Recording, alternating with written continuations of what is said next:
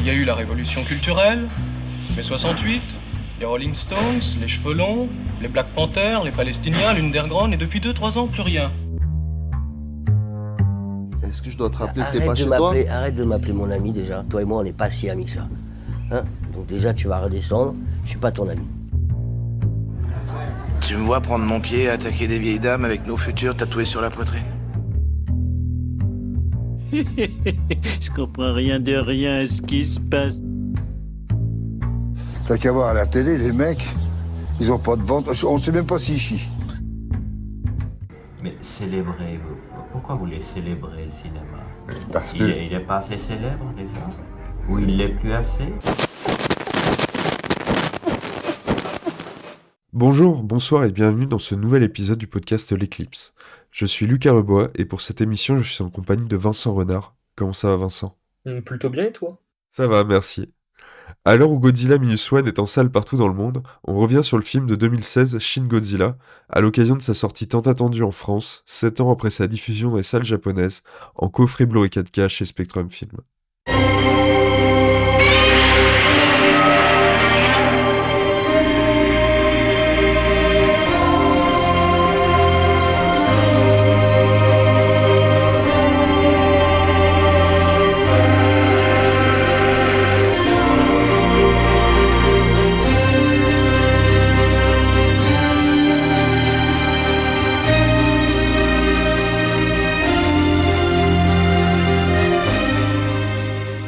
Une mystérieuse créature apparaît dans la baie de Tokyo.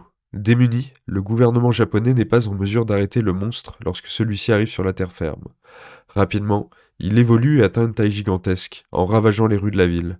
L'armée est impuissante. Un groupe de scientifiques est formé pour tenter d'éliminer la créature que l'on nomme Godzilla. Alors que tu viens si bien de le dire, Lucas, que Shin Godzilla est enfin disponible de façon légale en France par le biais de la sortie en DVD et en Blu-ray de Spectrum Film, quelques mois avant, la société Splendor a fait quelques sorties en France dans des cinémas afin de pouvoir distribuer dans des salles ce que pendant 7 ans personne n'avait la possibilité de le voir légalement. J'ai eu cette chance de pouvoir voir Shin Godzilla présenté par Fabien Moreau, grand spécialiste des kaiju et de Godzilla en France. Et je fais partie de ces personnes qui justement attendaient de façon un peu inespérée une sortie en salle ou une sortie en Blu-ray, que je puisse le voir dans des conditions à peu près acceptables, afin de, comment on pourrait dire ça?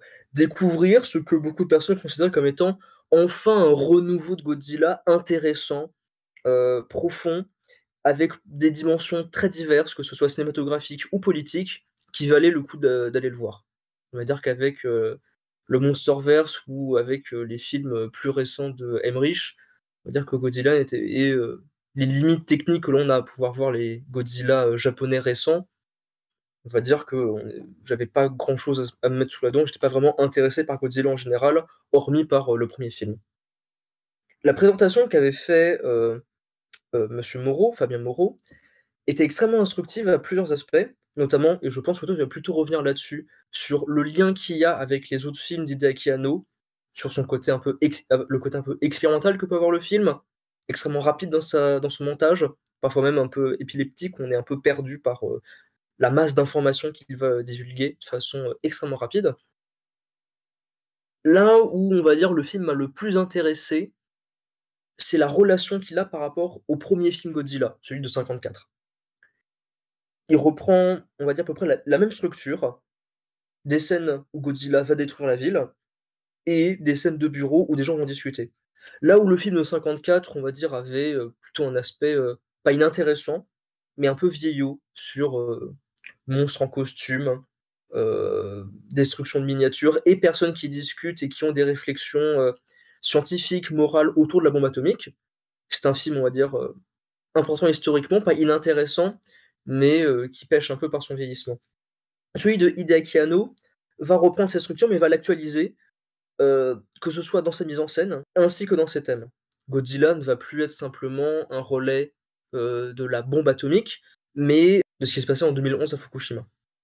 On pourrait dire à ce moment-là que la structure du film, qui est celle de destruction et de discussion, alors là, non pas juste, on va dire, une limitation, de ce que pouvait, on va dire, faire le film de Ishiro Honda, mais un intérêt politique.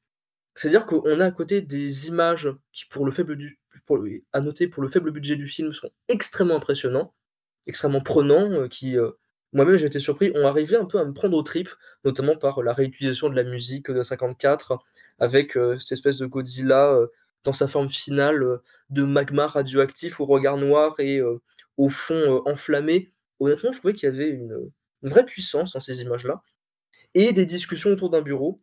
Et là, on arrive, on va dire, à une critique de comment Fukushima a été traité. C'est-à-dire que c'était une espèce d'enlisement bureaucratique, de discussions qui n'amenaient à rien, de personnes qui ne réfléchissaient pas tellement aux implications que pouvait avoir une telle catastrophe, mais plus sur des considérations politiques, sur comment l'annoncer aux gens, comment ne rien dire. Et finalement, 5 minutes plus tard, ce qu'ils ont dit est totalement contrecarré par la réalité en face. Je trouve que de ce point de vue-là, ça a été intéressant. Je dirais pas passionnant, contrairement à certaines personnes. Je dirais pas que c'est une claque esthétique ou une claque philosophique, intellectuelle, politique. Non. C'est comme le premier film de Ishiro Honda, c'est intéressant. Je dirais pas passionnant. Après, il y a plusieurs éléments, d'aspects que je pense qu'on va discuter, plus que moi qui vais les dénoncer, mais notamment sur les discussions politiques japonaises, sur le rapport aux États-Unis, le fait que la mainmise des États-Unis sur les décisions politiques japonaises. Là-dessus, dans le film dans Shin Godzilla, il y a une vraie discussion, il y a une espèce de vrai cynisme là-dedans. Maintenant, je pense qu'on pourra en discuter plus en détail. Je dirais pas que c'est la chose la plus comment on pourrait dire ça? Voilà, donc ça discute notamment sur les aspects de la constitution japonaise, qui ne peut pas avoir d'armée, qui ne peut pas avoir de vrais choix, on va dire, sur des choses qui pourraient aller contre son territoire et contre son existence. Il y a après aussi d'autres aspects, on pourrait dire, plus scientifiques, sur comment traiter la chose, on va dire, entre une espèce de réaction militaire assez dangereuse contre le Japon, du choix des États-Unis, et une réaction plus scientifique, plus mesurée, mais qui, on va dire, plus incertaine. Je vais rebondir, notamment sur un point très intéressant. Bah, on a dit que le film était d'Hideaki Anno, plus précisément, il est réalisé par Hideaki Anno et Shinji Higuchi, mais on reconnaît beaucoup plus de Hideaki Anno, c'est-à-dire que on a littéralement des musiques qui sont reprises d'Evangelion, et on a ces mêmes séquences de cellules de crise que, comme on peut voir dans Evangelion, filmées presque de la même manière. Enfin, c'est de l'animation dans Evangelion évidemment, mais avec la même mise en scène. Mais je pensais aussi au rapport, on va dire, au costume et au design de la créature. C'est-à-dire que dedans, Godzilla a vraiment un design relativement dérangeant, qui passe par une sorte, séquence par être une sorte de larve qui évolue au fur et à mesure, et il arrive à donner cet aspect, comment dire, oui, c'est dérangeant, corporel, un peu qui vraiment met mal à l'aise, qu'on peut retrouver, pour moi, dans le design des Eva dans Evangelion, et surtout vers la fin de l'animé, pour ceux qui connaissent et qui savent ce qui se passe quand l'armure tombe. J'ai pas pu empêcher de faire des ponts avec ça, déjà en premier lieu.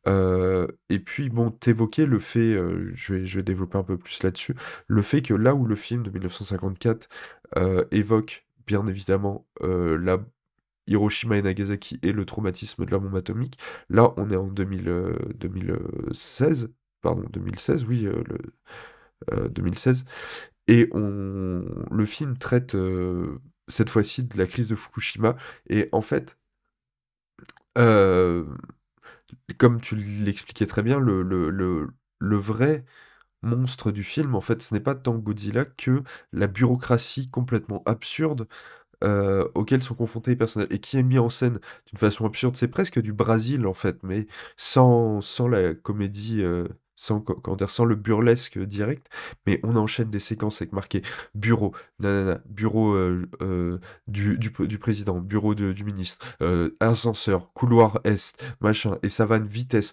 avec une quantité astronomique de personnages, ça s'enchaîne, et ça en devient complètement absurde et impossible à suivre. Et on comprend que toute la chaîne de commandement pour ne serait-ce que pour une décision simple, et en est absurdement longue, jusqu'à ce qu'en fait, au fur et à mesure du film, se crée une espèce de groupe de cellules de crise qui décident de dire bon, on abolit toute hiérarchie entre nous et on va chercher une solution, et c'est d'eux que viendra la solution finale pour anéantir Godzilla. Et ce n'est même pas vraiment l'anéantir, parce que justement, on va rebondir au rapport qu'a ce film par rapport au Godzilla américain, parce que on est en 2016.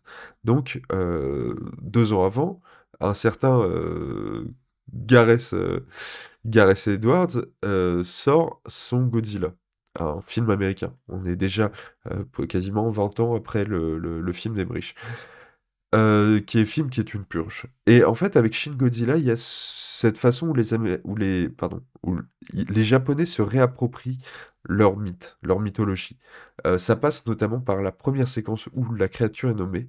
On a une sorte d'émissaire des États-Unis qui arrive et qui dit voilà, en fait, on a des rapports secrets qui parlent de cette créature. Et en fait, la première fois que la créature est nommée dans le film, c'est par son nom américain, et qui est celui qu'on utilise aussi en Occident, c'est Godzilla.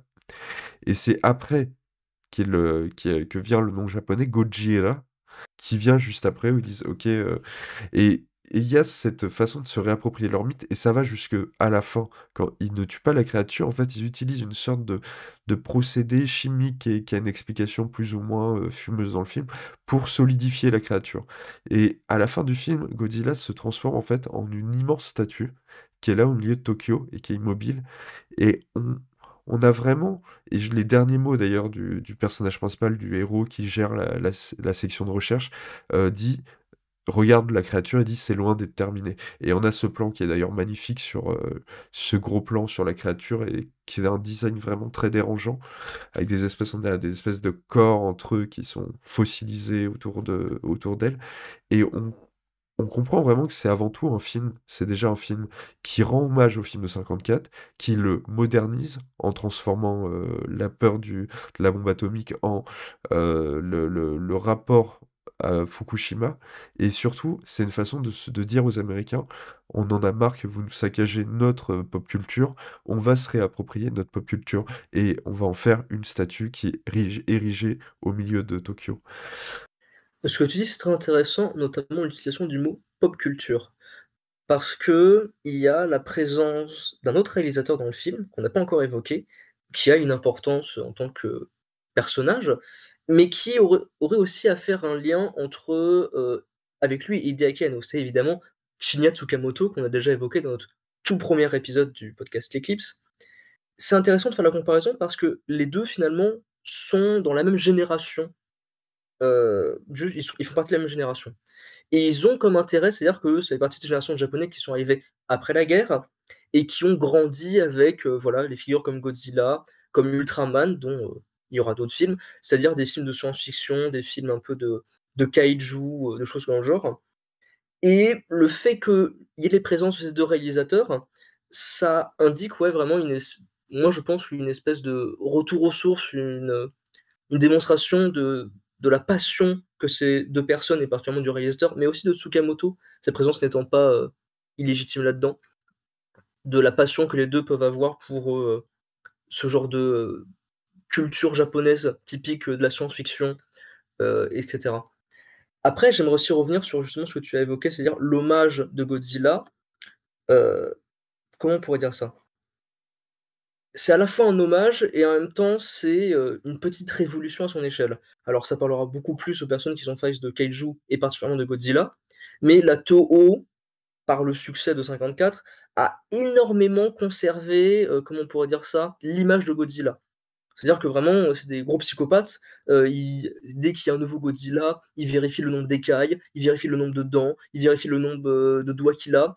Enfin, c'est-à-dire que chaque nouveau Godzilla est extrêmement codifié et ne doit pas dépasser un schéma, absolument minutieux, et notamment, ils ont des fois essayé de faire de nouvelles choses, notamment en le donnant aux Américains.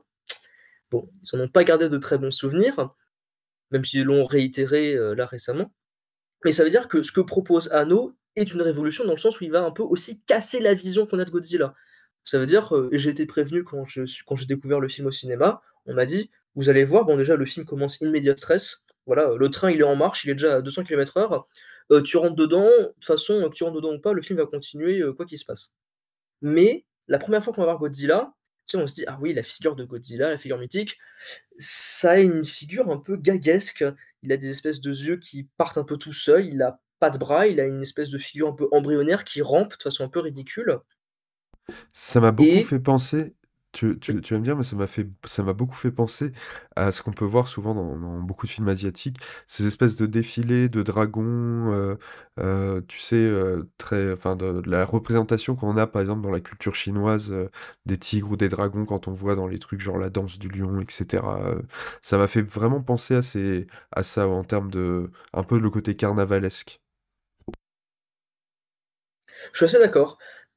C'est, on va dire au départ ça devient plus une forme aquatique et ça va évoluer de plus en plus jusqu'à la forme monstrueuse que l'on connaît finalement, qui elle, je trouve à la fois arrive à parfaitement rendre hommage à la forme originale de Godzilla, cette espèce de, bah, étant donné que c'était une personne dans un costume très, monolithique, figé, sans beaucoup de mouvement au niveau du visage et même au niveau, de ses expressions corporelles.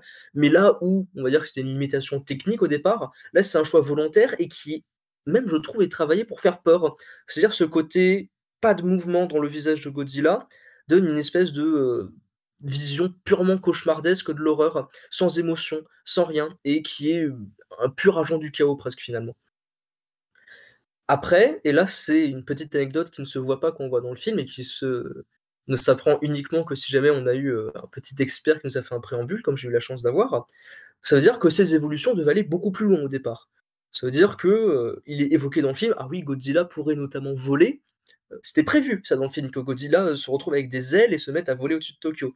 C'est juste qu'à un moment la Tokyo il a la Toei, ils ont dit: «Bon, vous êtes bien mignons mais juste, faites une pause au fait là, ça va trop loin». Donc voilà, donc c'est-à-dire que Anno et Shinji Higuchi, voulaient vraiment, renouveler cette vision de Godzilla. Ils voulaient, un peu casser l'espèce de vision, ultra claire et ultra, linéaire qu'on pouvait avoir de Godzilla, en faisant changer les formes, en le faisant évoluer constamment. C'est évidemment, ça parle beaucoup plus aux comme j'ai dit au départ, aux personnes qui sont intéressées par Godzilla en soi, mais ça a un intérêt, on va dire, dans cette espèce de microcosme de, reboot de Godzilla, mais en faisant vraiment quelque chose de purement novateur, même dans la forme de Godzilla.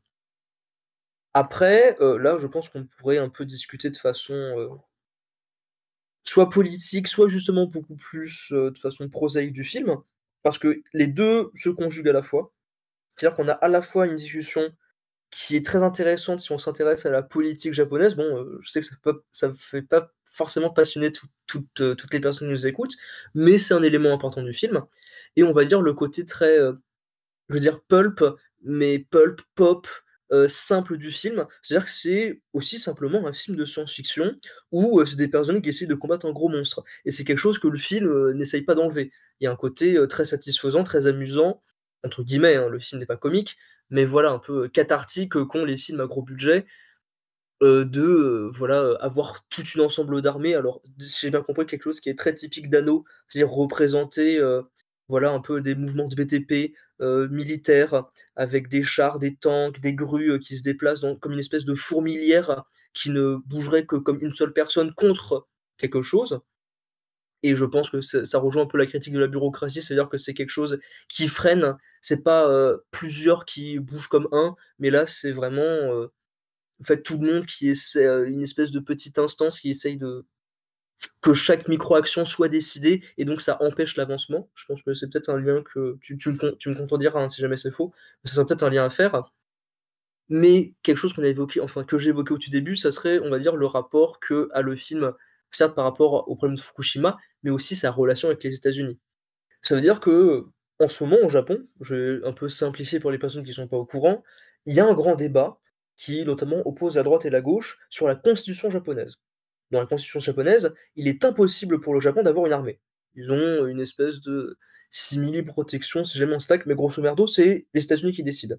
Et si ce n'était que militaire, bon, ça serait simple, mais derrière ça, il y a, le fait que la les choix géopolitiques que font le Japon sont souvent alignés aux États-Unis parce que les États-Unis ont encore une mainmise, assez importante sur le Japon. Et il y a notamment un débat, ça veut dire d'un peu changer la constitution Et derrière cet acte, qui permettrait certes d'avoir une armée pour le Japon, qui notamment est une grosse scission entre la droite et la gauche japonaise, ça serait aussi un peu, une chose que voudraient beaucoup les Japonais, juste s'affranchir du joug américain. Et dans Shin Godzilla, il y a justement tout ce débat-là. Ça veut dire qu'il y a le premier choix, qui est, on va dire, le choix un peu extrême d'utiliser une bombe atomique sur le Japon pour sauver les Japonais, enfin pour, taper Godzilla, et qui est, on va dire, un choix des États-Unis, et du coup, forcément, va ramener des traumatismes, va ramener des questions sur les Japonais qui vont se dire: «Ah, est-ce que on va laisser les Américains encore choisir quelque chose? Ou est-ce qu'on va pas faire, notre propre choix, notre propre voie, finalement?» Bah, surtout, c'est très ironique, parce qu'en fait, justement, tout ce que tu disais sur, évidemment, l'ingérence américaine, le fait que le Japon, depuis l'après-guerre, est plus ou moins dépendant des États-Unis militairement, n'a pas le droit d'avoir une vraie armée, à la manière de l'Allemagne après la Première Guerre mondiale. Mais oui, c'est complètement. C'est même quasiment évoqué texto dans le film, mais c'est complètement ironique le fait que le gouvernement japonais, et entre il y a le mec qui devient Premier ministre qui dit ça, il dit: «Je n'ai pas envie de marquer l'histoire en étant», ou il dit quelque chose plutôt du genre: «Je n'avais pas prévu de marquer l'histoire en étant le Premier ministre qui va donner le feu vert aux Américains pour bombarder nucléairement Tokyo». C'est-à-dire que ça devient quelque chose d'ironique, mais en même temps, d'assez tragique.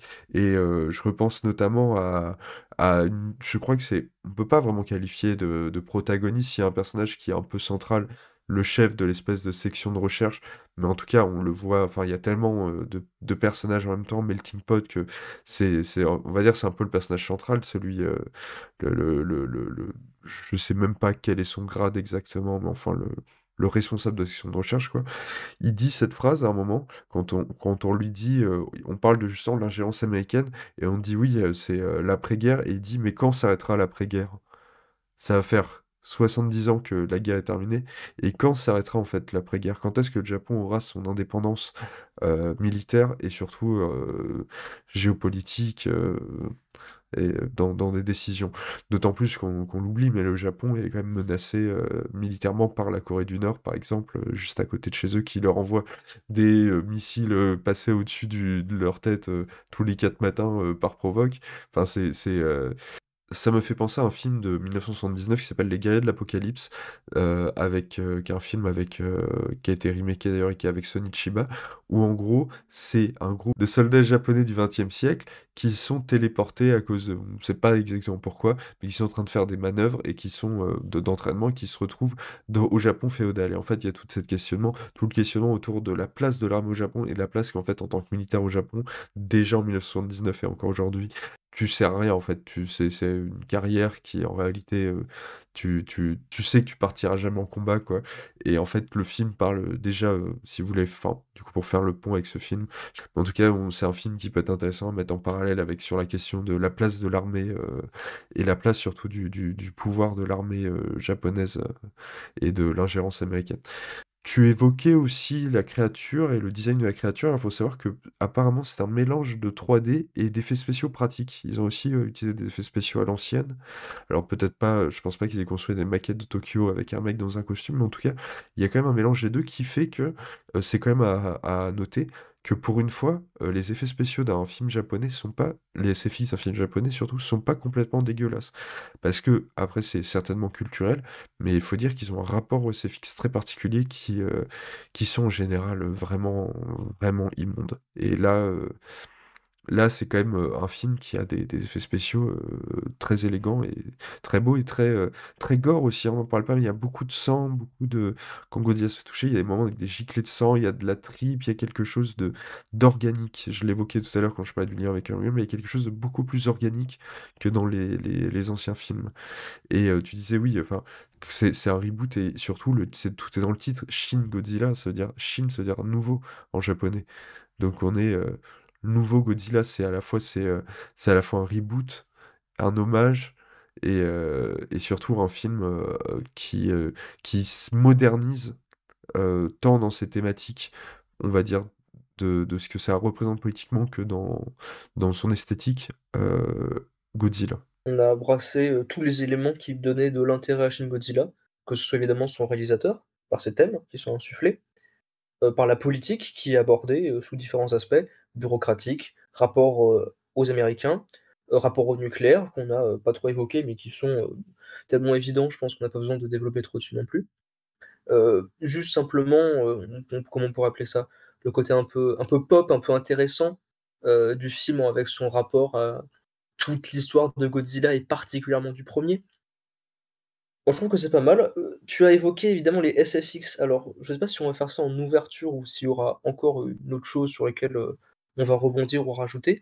Mais effectivement, déjà, les effets spéciaux sont faits avec 15 millions d'euros. Enfin, le film, je crois, a coûté 15 millions d'euros, de dollars, pardon, excusez-moi. Très peu, Le c'est film très peu pour un film de cette envergure. voilà, c'est genre, c'est ridicule, hein, enfin, pour un film à énorme budget, enfin, à énorme budget, justement. Pour un film, avec des effets spéciaux qui se veut être un film grand public, c'est rien du tout, hein, je pense que si jamais on regardait, combien ça coûtait, les films à haut budget, chinois ou américains, enfin c'est rien du tout, 15 millions et pourtant les effets spéciaux sont, je trouve bien plus prenants et bien plus marquants que ce que j'ai pu voir ailleurs.